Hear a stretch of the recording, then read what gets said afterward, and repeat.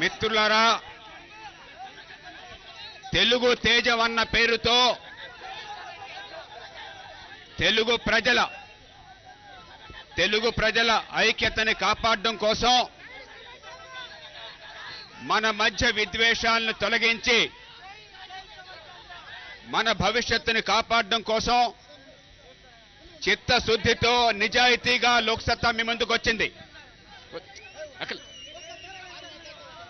ఈవేళ మనం చూస్తున్నది మీరనే జై సమాఖ్యాంధ్ర కానీ జై తెలంగాణ కానీ ఎవడైతే ఆదిలాబాద్లో కానీ కర్నూలులో కానీ కరీంనగర్లో కానీ అనంతపూర్లో కానీ ఒకే మాట మాట్లాడే దమ్ముందో, ఎవరైతే తెలుగు ప్రజలందరినీ ఒకే రకంగా ప్రేమించేటువంటి మనసుందో, ఎవరైతే నిన్నొక మాట రేపొక మాట కాకుండా ఇక్కడొక మాట అక్కడొక మాట కాకుండా పార్టీలో వర్గం మాట ఇంకో వర్గం మాట కాకుండా ప్రజల ప్రయోజనాల కోసం త్యాగాలు చేసి ప్రాణాలు సిద్ధంగా ఉన్నారో వాళ్ళొచ్చి మాట్లాడాలి.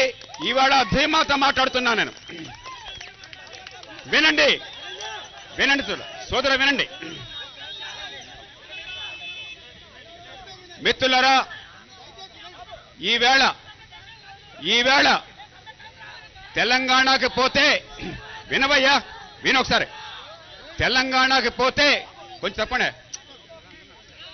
తెలంగాణకి పోతే జై తెలంగాణ సమైక్యాంధ్ర అన్నాయి. కర్నూలుకు వస్తే జై సమైక్యాంధ్ర తెలంగాణ అన్నాయి. సోదరా, ఈ రకమైన మాటల వల్ల దేశాన్ని, రాష్ట్రాన్ని, ప్రజల్ని బాగు చేసుకోలేం. ఈవేళ మనం కోరుకోనటువంటి సంక్షోభంలోకి మనల్ని నెట్టారు. కేవలం వాళ్ళ ఓట్ల కోసమని చెప్పని మన నాయకులే మనకు ద్రోహం చేశారు.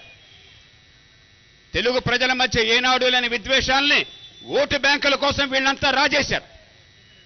2004లో ఎవరడిగాడు వీళ్ళందరినీ కూడా తెలంగాణ వాదాన్ని ఎత్తుకుని ఎన్నికల్లో గెలవడం కోసం చెప్పని తెలంగాణ ఇస్తావా అని చెప్పని మన సమ్మతి తీసుకున్నారా? 2004లో అప్పటిదాకా 5-10% మందికి మాత్రమే పరిమితమైనటువంటి తెలంగాణ వాదాన్ని ఈవేళ తెలంగాణ ప్రాంతంలో మెజారిటీ వాదంగా మార్చింది ఎవరు? అధికారంలోకి రావాలంటే ఏ అస్త్రమైనా పర్లేదు, ఏ శస్త్రమైనా పర్లేదు, జనం చచ్చినా పర్లేదు, రేపొద్దున అనవసరం, మాకు కావలసిన అధికారమే అని చెప్పని వికృతమైన రాజకీయం అన్నాడు. మళ్ళీ 2009లో నిన్నటిదాకా వాళ్ళు చేస్తే వాళ్ళు మనం ఎందుకు చేయకూడదు, మన మీద వాడు కత్తి ప్రయోగిస్తే మనం ఆ కత్తిలో ఉపయోగించి వాడిని దించుతామని చెప్పని మళ్ళీ వేరే పార్టీ వచ్చి ఆ పనే చేసింది.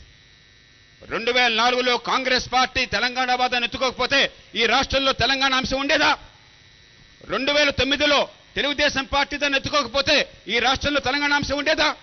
ఈవేళ వీళ్ళంతా వచ్చి ఒకచోట జై తెలంగాణ, మరో చోట సమైక్య ఆంధ్రప్రదేశ్ అంటే ఆ మాటలో మీకు కావాల్సింది ఈవేళ తెలుగు ప్రజలకు న్యాయం జరగడం ఎట్లాగా? అది రాష్ట్రం సమైక్యంగా ఉండటమే అయితే ఆ రకంగా చేద్దాం, విభజన తప్పదనుకుంటే ఆ రకంగా చేద్దాం. కానీ ఒక్క రూల్ పాటించాలి. మనమంతా కూడా ఒక కేక్ ఉన్నది, ఆ కేకును 2 ముక్కలు చేసుకోవాలని చెప్పి అంటున్నారు. కేకును 2 ముక్కలు చేసుకోవాలంటున్నారు. అప్పుడు ఇద్దరు పంచుకోవాలని చెప్పి అన్నట్టయితే ఎవడో ఒకరిని నువ్వే దాన్ని కొయ్యయ్యా 2 ముక్కలు చెయ్యి, ఏ ముక్క కావాలో నువ్వే ఎంచుకో అని చెప్పంటే అన్యాయం జరుగుతుంది. ఈవేళ రాష్ట్రం సమైక్యంగా ఉండాలి అని చెప్పంటే రాష్ట్ర విభజన కావాలని కోరుకునే వాళ్ళ మొర ఆలకించి వాళ్ళందరినీ సంతృప్తి పరచాలి. రాష్ట్రం విభజన చెందడం అనివార్యమైనట్టయితే రాష్ట్రం సమైక్యంగా ఉండాలని ఇక్కడ కర్నూలులో ఆక్రోశిస్తున్నారే మన తమ్ముళ్ళు, వీళ్ళందరి ఘోష ఆలకించి వాళ్ళందరికీ సంతృప్తి కలిగే పరిష్కారం ఉండాలి. అది విభజన సమైక్యమా ముఖ్యం కాదు, మన ప్రయోజనాలను పరీక్షించడం ముఖ్యం. అంతేగాని ఎవరైతే ఒక వాదన నెగ్గిందో మళ్ళీ వాళ్ళనే పూర్తిగా మీకేం కావాలో కోరుకోండి అంటే అది న్యాయం జరగదు. రాష్ట్ర సమైక్యవాదన నెగ్గేట్టయితే విభజనవాదుల మాటలు ఆలకించి పరిష్కారాలు చూపెట్టాలి. విభజనవాదన నెగ్గేట్లయితే సమైక్యవాదుల మాటలు ఆలకించి పరిష్కారం చూపెట్టాలి. లోక్సత్తా అందుకోసం మీ ముందుకు వచ్చింది. సమైక్య విభజన తేలేది ఢిల్లీలో. ఎందుకంటే మన నాయకులే ద్రోహ బుద్ధితో తెలుగు ప్రజల ఆత్మగౌరవాన్ని తాకట్టు పెట్టి తెలుగు తేజాన్ని మసకబారేట్టు చేసి తెలుగు ప్రజల ప్రభని గ్రహణమయ్యేట్టు చేసి ఢిల్లీ పురవీధుల్లో తెలుగు ప్రజల భవిష్యత్తుని తాకట్టు పెట్టారు. పులినోట్లో తలకాయ పెట్టి ఇక్కడ నినాదాలు ఇస్తున్నారు. తలకాయ ఇక్కడ లేదు, మన తలకాయ మన దగ్గర లేదు. ఇప్పుడు పులినోట్లో పెట్టాం. మనం ఇప్పుడు చూడవలసింది పులి నోట్ల నుంచి బయటకు తలకాయని తీసుకోవటం ఎట్లాగా, మన ప్రజల ప్రయోజనాలను కాపాడుకోవటం ఎట్లాగా, ప్రధానంగా అందరికంటే నష్టపోయి ఆక్రోశిస్తున్న రాయలసీమకు న్యాయం జరగడం ఎట్లాగా, దాని గురించి ఆలోచించకుండా మనం తెలంగాణ ప్రాంతం పోతే రాయలసీమ ముర్దాబాద్ అని చెప్పని, కోస్తాంధ్ర ముర్దాబాద్ అని చెప్పని, ఇక్కడికి వస్తే సమైక్యాంధ్ర జయని తెలంగాణలో అని చెప్పని, మనమందరం తంపులు పెట్టుకున్నంత కాలం, అన్నా తమ్ముడు తగులాడుకున్నంత కాలం పెత్తనం అంతా ఢిల్లీ చేతికిస్తున్నాం. మన ఇవాళ చేయవలసింది తెలుగు ప్రజలందరూ కూడా తెలంగాణ, రాయలసీమ, కోస్తాంధ్ర అందరం కలిసి ఉమ్మడిగా అంగీకారానికి వచ్చి మన ఉమ్మడి ప్రయోజనాల కోసం ఢిల్లీ మీద దండెత్తాలి. లేకపోయినట్లయితే పెట్టపోరు పిల్లి తీరుస్తుంది. వాళ్ళకి కావాల్సింది అదే. వాళ్ళకి కావాల్సింది మనం తంపులెట్టుకుని ఇక్కడ అక్కడ తగాదాలుంటే వీటిని టీవీలో చూసి ఆనందించి మన బతుకులతో వాళ్ళు ఫుట్బాల్ ఆడుతున్నారు. 10 ఏళ్ల పాటు రాష్ట్ర భవిష్యత్తు అంధకారం చేశారు. 4 ఏళ్ల పాటు తెలంగాణ ప్రాంతంలో ఒక్క పరిశ్రమ రాలేదు, ఒక్క ఉద్యోగం కొత్తగా ఏర్పాటు కాలేదు, ఒక్క రూపాయి ఎవడు పెట్టుబడి పెట్టలేదు. ఉన్న ఉద్యోగాలు కోల్పోతూ బెంగళూరుకో, చెన్నైకో, బొంబాయికో, ఢిల్లీ చుట్టుపక్కల గుర్గాంకో తరలిపోయినాయి. మళ్ళీ ఇప్పుడు సమైక్యాంధ్ర ఉద్యమం పేరుతో మనమందరం మన స్కూళ్ళు మూసేస్తే, సోదరులారా మన కాలేజీలు మూసేస్తే, మన ఆఫీసులు మూసేస్తే, మన ఆర్టీసీ బస్సులు ఆపేస్తే, మన రస్తారోకోళ్ళు బందులు చేస్తే ఎవరయ్యా లాభపడేది? మొహమ్మద్ కోపంతో ముక్కును కోసుకుంటారా? ఈ మాటలనే సాహసం ఇంకెవరికి లేదు. నాకొక్కడికి మాత్రమే ఈ సాహసం ఉంది. తెలుగు గడ్డ మీద కానీ భారతదేశంలో కానీ నిజాయితీగా చెప్పే సాహసం. ఎవరి మీద కోపం? ఎవడో దుర్మార్గం చేస్తే మన బతుకులు మనం బలిపెట్టుకుంటామా? వాడు మూర్ఖుడైతే వాడు ద్రోహ బుద్ధితో 2014 ఎన్నికల్లో ఎట్లాగో రాయలసీమలో, కోస్తాంధ్రలో ఓట్లు లేవు, సీట్లు లేవు అన్న భావంతో, సీట్లు వస్తే ఎన్నికల తర్వాత ఎవడో కొడితే పొత్తుకుంటుందన్న భావంతో వాడు ఏకపక్షంగా ప్రజల మనోభావాలను పట్టించుకోకుండా చేస్తే నిరసన ఎట్లా తెలియజెప్పాలి? మన ప్రజలను ఎట్లా కాపాడుకోవాలి? మన రోడ్లు ఆపేశా, మన బస్సులు లేకుండా చేశా, మన ఆఫీసులన్నీ మూసేశా, మన పిల్లలు చదువు లేకుండా చేశా, మనకు కూడా పరిశ్రమలు లేకుండా, పెట్టుబడి లేకుండా ఆపేశా. అరే ఆంధ్రప్రదేశ్లో ఏ ప్రాంతానికి పోయినా, తెలంగాణ కావచ్చు, రాయలసీమ కావచ్చు, కోస్తాంధ్ర కావచ్చు, అక్కడ మనం ఆ చూపు చేసే ప్రశ్నే లేదు. డబ్బులుంటే వేరే చోట పెట్టుబడి పెడదాం, ఓపుకుంటే ఇంకో చోట ఉద్యోగం చేసుకుందాం, మరో అవకాశం ఉంటే మరో చోట అభివృద్ధి చేద్దాం అని చెప్పిన పరిస్థితి కల్పిద్దామా?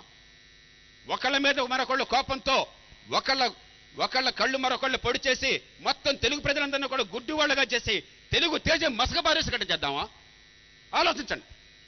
పౌరుషం ఉన్న రాయలసీమ వాసులు, విజ్ఞత ఉన్నటువంటి కోస్తాంధ్ర వాసులు, ఆవేశం ఉన్న తెలంగాణ వాసులు ఆలోచించండి.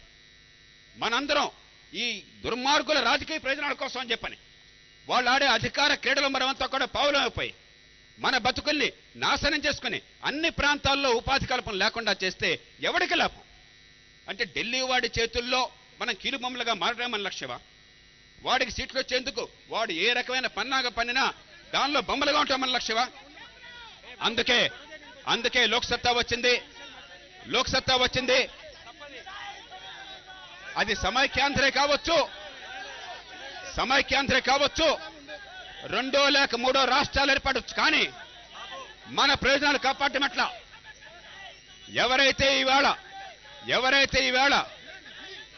ఈవేళ రాయలసీమ ప్రజల్ని కోస్తాంధ్ర ప్రజల్ని సంప్రదించకుండా ఏకపక్షంగా రాజకీయ దుర్బుద్ధితో, ద్రోహ చింతనతో తెలుగు ప్రజల మధ్య వైమనస్యాలను సృష్టించారో వాళ్ళు మన సమస్యల్ని పరిష్కారం చేశాకే అడుగు ముందుకేయాలి తప్ప వాళ్ళ డ్రామాలో మనం పావులు కాకూడదు. రాజకీయ క్రీడలో మనం భాగస్వాములు కాకూడదు. ఈ నాయకుల కొడుకులు కూతుళ్ళ అధికారం కోసం మన బతుకుల్ని బలిపెట్టకూడదు. అందుకోసమే లోక్సత్తా మీ ముందుకు వచ్చింది, నిర్దిష్టమైన అంశాలతో వచ్చింది. ఈవేళ తెలుగు ప్రజల భవిష్యత్తు, మన బిడ్డల ఉపాధి అవకాశాలు హైదరాబాద్ నగరం చుట్టూ ముడిపడి మన నాయకులే, మన వెన్నుకున్న నాయకులే ముందు చూపు లేకుండా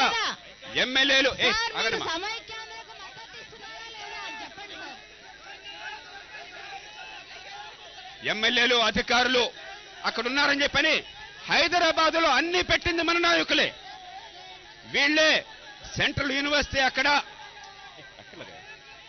ఐఐటి అక్కడ, ట్రిపుల్ ఐటీ అక్కడ, కేంద్ర ప్రభుత్వ సంస్థలన్నీ అక్కడ, ఐటీ రంగమంతా అక్కడ, అన్నీ అక్కడ పెట్టి మన బిడ్డలు అక్కడికి పోయే పరిస్థితి కల్పించింది మన నాయకులే.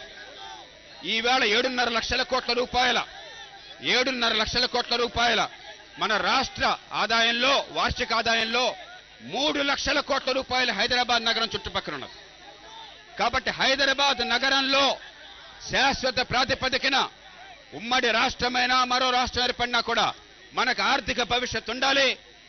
రాయలసీమ కానీ, కోస్తాంధ్ర కానీ, తెలంగాణ కానీ గ్రామాల్లో చదువు లేనటువంటి కుటుంబాల్లో కూడా, డబ్బు లేని కుటుంబాల్లో కూడా పిల్లలు కాస్త చదువుకుంటే పొట్ట చేత పెట్టుకుని హైదరాబాద్ పోవచ్చు, ఉపాధి పొందొచ్చని ఆశపడుతున్నారు.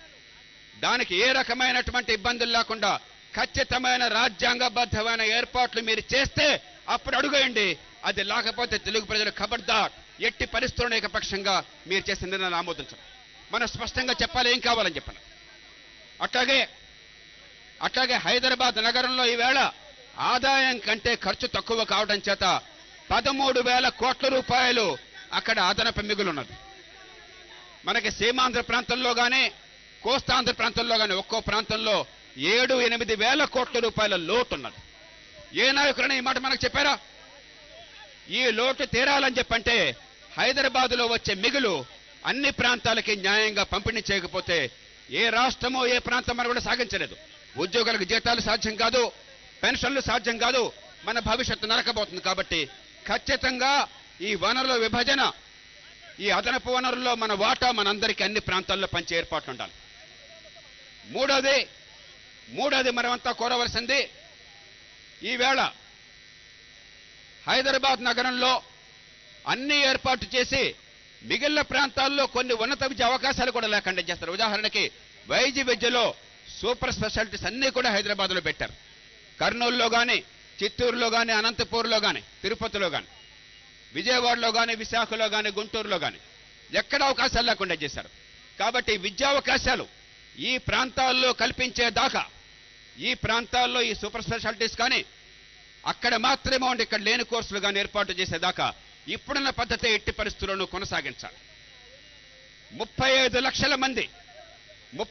లక్షల మంది సీమాంధ్ర ప్రాంతాల నుంచి పొట్ట చేత పట్టుకుని వెళ్లిన వాళ్ళు హైదరాబాద్ నగరంలో ఉన్నారు. 90 లక్షల మంది సీమాంధ్ర ప్రాంతాల నుంచి ఈ మూలాలు ఉన్నవారు ఈవేళ తెలంగాణలో ఉన్నారు. వారందరికీ రాజకీయ భవిష్యత్తు ఉండాలి, వారందరికీ ఖచ్చితంగా ప్రాతినిధ్యం ఉండాలి. ఎవరో మనం రక్షిస్తామని చెప్పనక్కర్లేదు, మనకెవరో మనల్ని కాపాడక్కర్లేదు. మనల్ని మనం కాపాడుకోవాలంటే మనకు రాజకీయంగా అక్కడ అన్ని ప్రాంతాల్లో కూడా ప్రాతినిధ్యం ఉండాలి. జనాభాని బట్టి మన వాళ్ళని, నమ్మకం ఉన్న వాళ్ళని, నిజాయితీ పరుల్ని, సమర్థుల్ని, మన ప్రయోజనాల కోసం త్యాగాలు చేసేవాళ్ళని, అవసరమైతే పదవుల్ని, వాళ్ళ అధికారాల్ని పక్కన పెట్టేవాళ్ళని మనమంతా కూడా ఎన్నుకునే అవకాశం ఉండాలి. మన ప్రాంత ప్రజలందరికీ కూడా ఎక్కడున్నా కూడా ప్రాతినిధ్యం ఉండే ఏర్పాటు కావాలి. అలాగే తెలంగాణ ప్రజలు ఎక్కడుంటే తెలంగాణ ప్రజలకు ప్రాతినిధ్యం ఉండాలి. ఇవి జరిగినట్టయితే మన ప్రయోజనాలు నెరవేరుతాయి. ఏ రూపంలో వస్తుంది అందరినీ కూర్చోబెట్టి ఒప్పించండి కానీ డ్రామాలు ఆడద్దు. రాయలసీమ ప్రాంతం ఈవేళ అనాథగా మిగిలిపోతున్నది. ఒక మహానగరం అండలేక, తీర ప్రాంతం లేక, స్థానికంగా వనరులు లేక, వర్షపాతం లేక రాయలసీమ అనాథగా ఉంటున్నది. కర్నూలు నగరం రాజధానిగా ఉంటే ఆ రాజధానిని సైతం త్యాగం చేసి రాయలసీమ వాసులు హైదరాబాద్ రాజధాని పెట్టారు. రేపొద్దున రాయలసీమ గతం ఏమిటి? రేపొద్దున రాయలసీమ భవిష్యత్ ఏమిటి? అందుకే ఎట్టి పరిస్థితుల్లోనూ రాయలసీమ భవిష్యత్తును తేల్చితే గాని, శాశ్వత ప్రాతిపదికన రాయలసీమకి మంచి ప్రగతి, ఉపాధి అవకాశాలు, న్యాయం జరిగే ఏర్పాట్లుంటే తప్ప ఒక్కడికి కూడా ముందడానికి వీల్లేదు. మిగతా ప్రాంతాలకు ఇబ్బంది కాదు. రాయలసీమ ప్రాంతాన్ని మీరు చూసినట్టయితే ఇంతకుముందే చెప్పాను, 8,000 కోట్ల రూపాయల తరుగున్నది ఇక్కడ ఆదాయం కంటే ఖర్చు ఎక్కువ ఉన్నది. దానికి సమాధానం కావాలి. కొంతమంది సోదరులు రాష్ట్రమే విడిపోయేట్టయితే రాయలసీమ రాష్ట్రం కావాలనుకుంటున్నారు. తప్పు కాదు, కానీ సోదరా, ఆ కోరికే కోరి అంతకు మించి ఆలోచించకపోతే ప్రమాదంలో పడతారు. మీరు జాగ్రత్తగా ఆలోచించండి.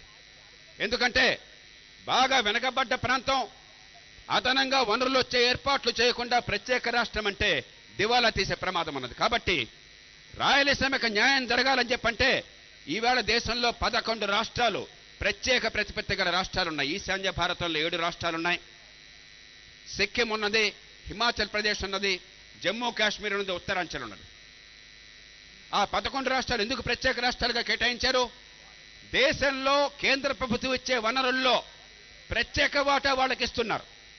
మిగిలిన రాష్ట్రాలతో పోలిస్తే 6 రెట్లు ఎక్కువ వనరులు అక్కడ ఇస్తున్నారు. 5% జనాభా ఉంటే 30% ప్రణాళిక వనరులు అక్కడ ఇస్తున్నారు. రాయలసీమకి ఖచ్చితంగా ప్రత్యేక రాష్ట్ర ప్రతిపత్తిని కల్పించి ఈ నిధుల్లో ఆ 11 రాష్ట్రాలతో పాటు 12వ రాష్ట్రంగా అదనంగా నిధులు 6 రెట్లు మంజూరు చేసే ఏర్పాటు ఉంటే అప్పుడు ఆలోచిద్దాం మనం ప్రత్యేక రాయలసీమని గురించి.